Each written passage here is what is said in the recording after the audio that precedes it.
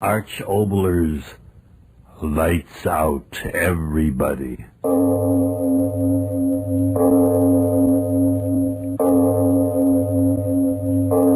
It is later than you think.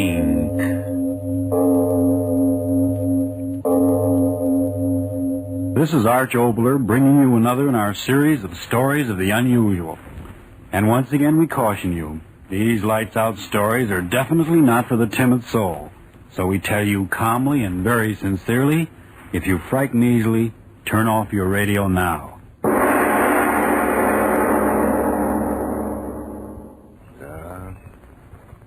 It is a nice day. Yes, I agree with you, Mr. Sparrow. It's as nice a day as I, too, have ever seen. I remember a day like this when I was about 12. Mother took me into London to see the King's Palace. That was Edward. And I had on a green suit and I... But that wouldn't interest you now, would it, Mr. Sparrow? Funny, I never went back. Less than 100 miles away, and I... Morning, Mr. Jeffrey. Good morning, Mr. Elkington. Here, Mr. Jeffrey. Oh, kind of late in the season to be planting now, ain't it? Oh, I wouldn't exactly say that, Mr. Elkington. Not for what I'm planting. Now, what would that be, might I be asking? A tree, my friend. Oh. A nice, strong catalpa tree. My son sent it to me all the way from Exeter. You don't say catalpa tree. Well, now. I say, could I be giving you a hand with that shovel, Mr. Jeffrey? No, thank you kindly. I like to dig in the soil, and the exercise does me good. Thank you kindly. Oh, well, then I'll be off on my business, Mr. Jeffrey. Good morning to you. Good morning, Mr. Elkington. Good morning. But it is a good morning. Yeah. The rain certainly softened you up, didn't they, Mr. Ground? Nice and soft. Nice and soft. Going to dig you a nice, deep hole, Mr. Catalpa. Yeah. Nice, deep hole, so that your roots will have a good, firm start in life. Yes, indeed. Yeah. Well... That's not the way to act, Mr. Ground, throwing big boulders in the way of my shovel. Mighty big stone, too, from the sound of it. Dig you up, Mr. Boulder. If it takes me a week, yes, indeed. Big stone, all right. Keep after it, that's all. Buried all these years in the corner of my garden, and I never knew about you now, did I? There, that's showing results. Yeah, like an oblong. That's queer. Big flat oblong stone in my garden. Dig you up. That's what I'll do. Dig you up. Yes, indeed. Oh, Mrs. Gracie. Mrs. Gracie. Yes, what is it? Mrs. Gracie, come out here. You've got to come out. All right. Now, what in creation is it, Mr. Jeffrey? Mrs. Gracie, look. Land sakes alive. What kind of a hole for a tree is that? Don't see why in the world... Look, I tell you. Is it a coffin? Coffin? That size and out of stone? Then what would a coffin be doing in my garden? I've never heard of anyone being buried here. It's much too big. Mrs. Gracie, I got it. What? Roman. The Romans left it here. Romans? Don't you understand? The Romans invaded and lived in Britain over 1,500 years ago. They left it here. Nobody like that lived round here, and don't you tell me anything different, Mr. Jeffrey. But I am telling you, a Roman sarcophagus. Now, Mr. Jeffrey. Oh, never mind. Mr. Robinson, run over and get Mr. Robinson here. Tell him to bring a couple of men. We've got to dig this thing up. We've got to dig it up. Mr. Jeffrey, it's the sun that struck your head. Now, don't stand there lecturing me. Mr. Robinson, hurry, get him. No, I won't. What? Not to dig it up, I won't. To bury it deeper, yes, but not to dig it up. This is... Coffin or one of them heathen, whatever you call it, it makes no difference. If it's been buried here all these years, then I say cover it over and let it be. There's some things best left deep under the ground.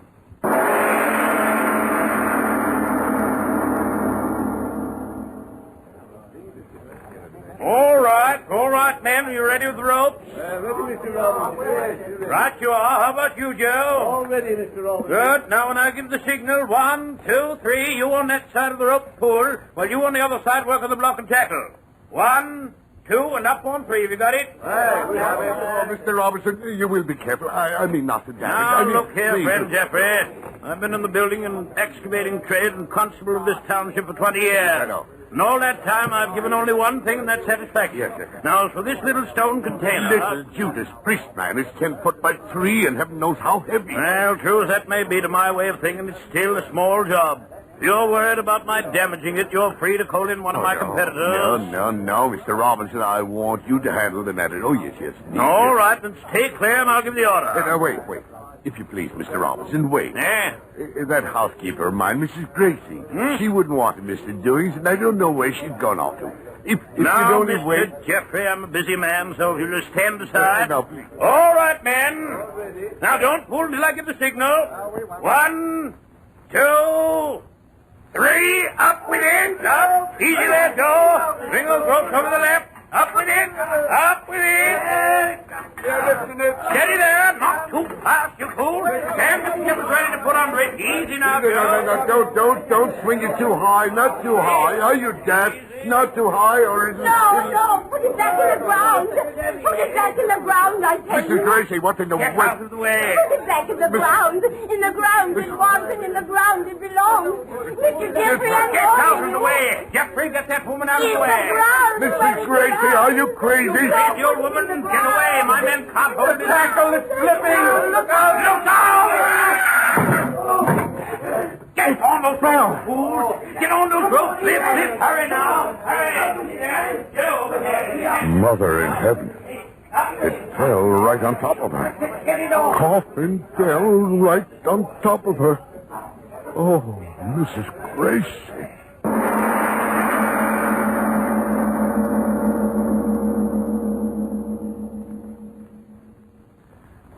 It's a cruel thing, Mr. Jeffrey. Cruel indeed.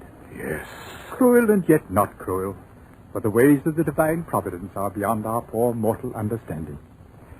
Yes, I shall say that very thing over her grave when we bury the poor woman. As you wish, Reverend. What a day this has been. More excitement in just a few hours in this village than we've had in a dozen years. I wonder now whether... Almost 9. Well, I better be getting back to the church. Have to get everything ready for the service tomorrow. Did you speak to Mr. Carboy about the coffin? Yes. That's good. We'll pay the good lady proper respect, we will.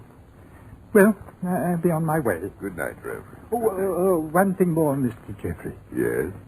I didn't want to speak of it in all the excitement before, but I feel I really should. Yes, Reverend. I know you were in quite an emotional state of mind, but do you feel it was quite the proper and respectable thing to do? I mean, having that Roman antique brought right here into the house, when it, inanimate thing though it be, was the direct cause of poor Mrs. Gracie's death.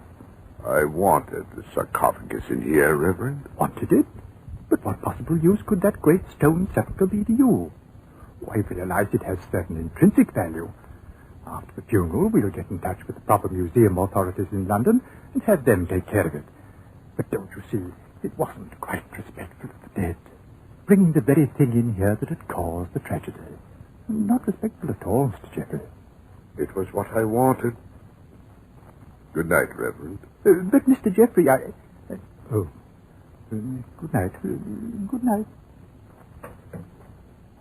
Disrespectful. No fault in Mr. Coffin that she ran under it. call in the proper authorities. I'm proper authority in Roman things myself, I am. Read with old Gibbon's Decline and Fall of the Roman Empire, didn't I? I certainly did. Here you are, Mr. Coffin. Just where I made them put you. And I did make them, didn't I? Ran right under you, she did. Superstitious old fool. No fault of yours, Mr. Coffin. Yes, you're a big one. Let me see. About 10 feet long on this side and 4 this way. It's a discovery that ought to make history, that it ought. Wait for experts, should I? What would the experts do? Cart you off to one of those museums, and there I'd be, the man that found you, with nothing but a hole in my garden and a new grave in the cemetery to show what had happened. No. I'd be my own expert, Mr. Coffin. I'll open you up myself right now. And I'll take the blame or credit and no mistake about it. That iron bar. Mr. Robinson will wonder where his crowbar went. Now, won't he, Mr. Coffin? But we'll give it back to him in the morning. Yes, indeed. Yes.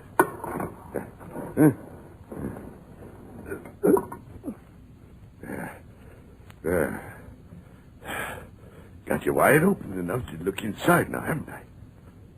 Experts. I'll show them.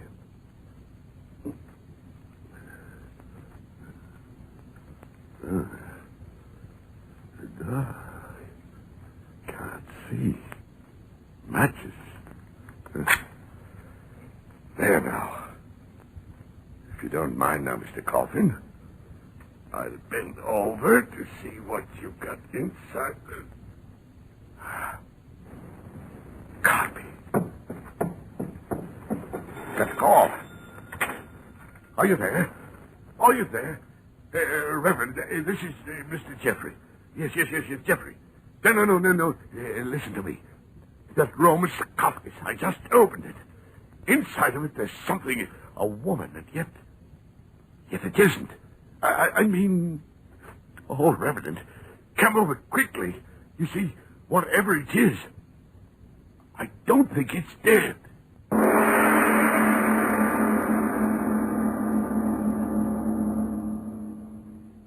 Dear Mr. Jeffrey, you must listen to me. I'm a person of understanding, of judgment.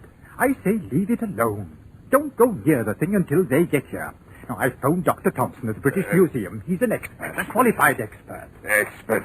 There you go, experting again. Now, you shove on that side, and I'll pull on with this. Yes. There. That ought to fetch the lid off. It's all against my better judgment. All right. Off with it.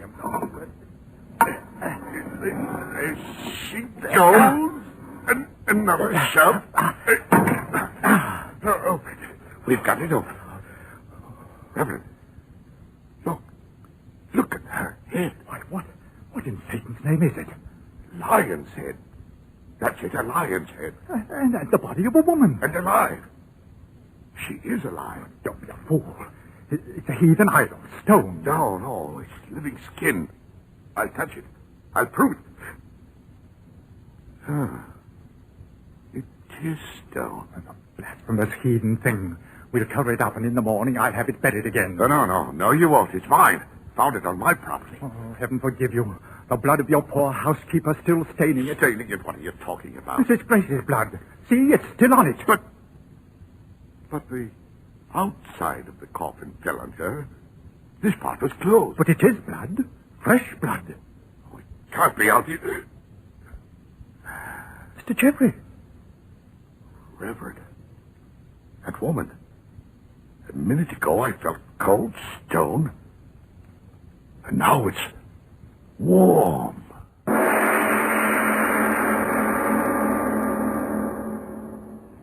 Constable, can't you walk any faster? Oh, it'll wait, Reverend. Whatever it is, it'll wait. But I tell you, he acted like a madman. Practically threw me out of the house bodily because I persisted. Now, wait a minute, Reverend. Begging your pardon, wait a minute.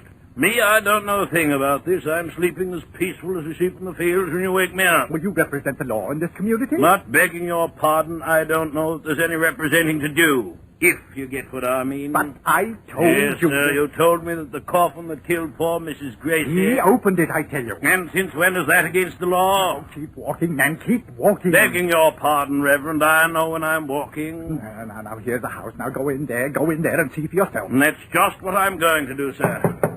You see. I demand that you remove the heathen idol by force and have it buried in the ground where it belongs. I demand it. Hold it, sir. Well, it's me, Mr. Jeffrey. I didn't send for you. I brought him here. Oh, it's you, is it? And now, Mr. Jeffrey, I feel it my duty. Begging your pardon, Reverend, as long as you got me out of bed, let me do the talking, if you don't mind, sir. Now, Mr. Jeffrey, I'd like a bit of an explanation. Explanation, my grandmother. Constable. Constable, he slammed the door in our faces. Well, that he did, but what of it? He's broke no law that I know of. Then come and see for yourself. At the window. What? Glory be. I see the thing now. It can't be alive. I don't know. Stone, and yet it was warm to the touch. It better not be alive. Why do you say that? Because, look for yourself. Mr. Jeffrey, he's cutting into her with that bit of iron.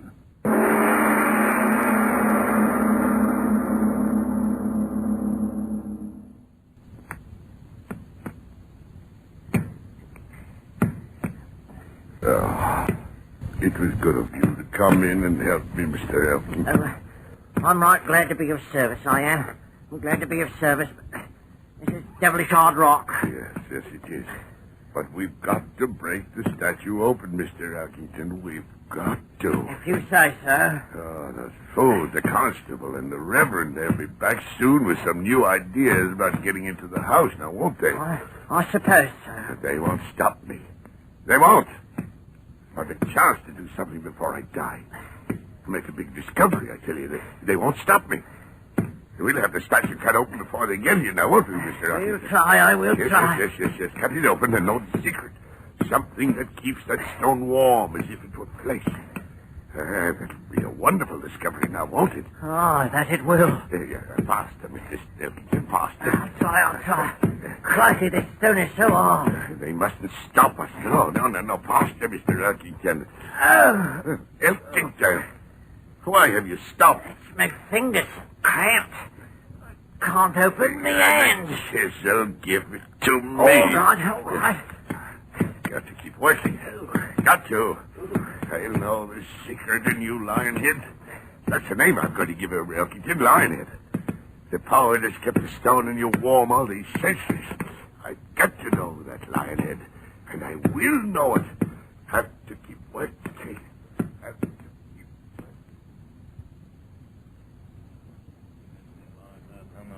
working. Now, Reverend, you can drive a man too far. I tell you... No, Constable, now we'll tell you. For 24 hours, you've been telling the people of this community that the law won't permit you to do this and the law won't permit you to do that. Well, it won't. But we tell you we won't stand by and permit one of our citizens to indulge in heathen madness and not do something about it. Am I right, gentlemen? But what can I do? He's in his own home. He's not committing any public nuisance. We've gone over that 100 times. The fact remains you've got to go in there and stop him. You've got to.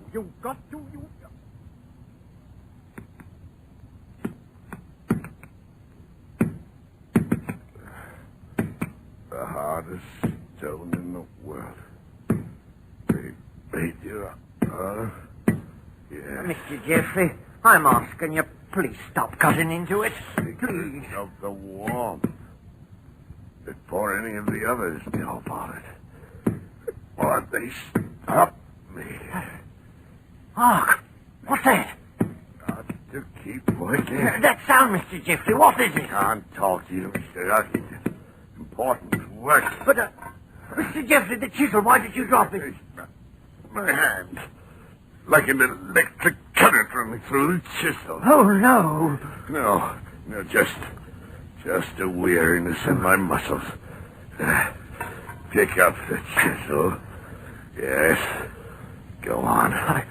Yes. I think I'm going now, No, Mr. Jeffrey. no, you stay where you are. I'd You rather stay, go. I tell you, stay there.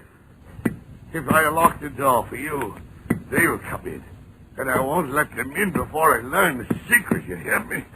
That sound, Mr. Jeffrey, it's like something burning. Do you hear? It's been getting louder and louder. Well, stop. I've got to find the secret of that warmth. 15 centuries of warmth. Mr. Jeffrey, it's the constable. I don't care. I don't care. Open up, Mr. Jeffrey. You won't stop me, you meddling fool. Open up, Mr. Jeffrey, in the name of the law. We've got a warrant this time, good and proper. Warrant? Oh, no. Oh, Mr. Jeffrey, you ought to really... No. I'm almost finished. Go away. We've got Professor Thompson from the museum. Mr. Jeffrey, I warn you. No. Open up or we'll break down the door. Mr. Jeffrey, I beg of you, please. No, they won't stop me. I'm almost through. I tell you, I'm frightened, I am. Almost broken through to the middle of my statue. Oh, no. I'll find out the secret, and no one else. There. The chisel's breaking through. It's hollow. It's breaking through. In a second, I'll know. In a second, I'll... Somebody else! Mr. Jeffrey, what Mr. Jeffrey, he's on fire! He's on fire!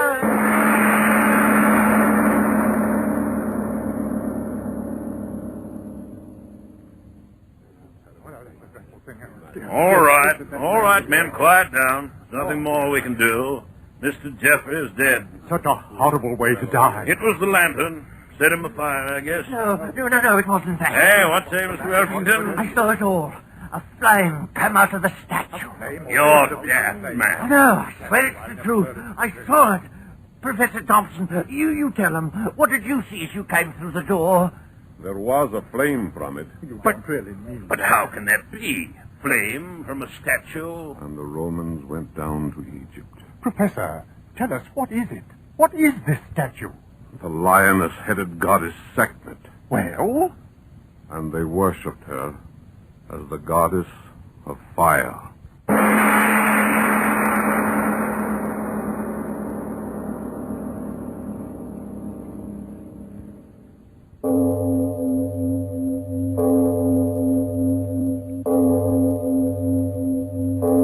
It is